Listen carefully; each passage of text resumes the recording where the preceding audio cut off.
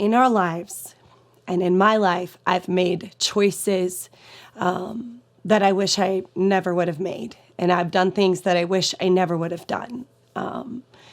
And I lost my virginity, before I got married, and definitely carried some guilt and shame over that. And so how do we overcome the guilt and the shame? We look at Jesus. I never see Jesus putting guilt and shame on anyone in the Gospels. And one of my favorite true stories in the Gospel is with Jesus, with the Samaritan woman.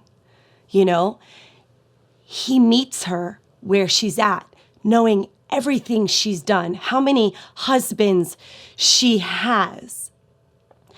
And yes, he confronts her with the truth in that moment, but he doesn't push her down and keep reminding her of it and keep reminding her of it and tell her there's no hope. No, he doesn't. He actually says, if you knew the one who was wanting to sit with you, who was wanting to walk in relationship with you, who was wanting to give you, who was wanting water, that you would actually ask him and he would give you living water. He would give you life. He would refresh your life. He would renew your life. He would take your decisions that you've made and bring redemption to all of them. That is who our God is. And the voices of guilt and shame, that's not from God.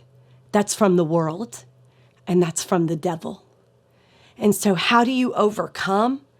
You keep your eyes on Jesus. You keep your eyes on who he says you are. He does not say we are the sum of our mistakes. Thank God, right? Because we're always going to make mistakes, right?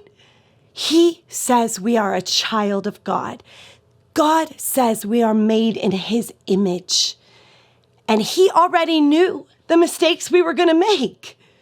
He already knew we weren't going to be perfect, but he still chooses us.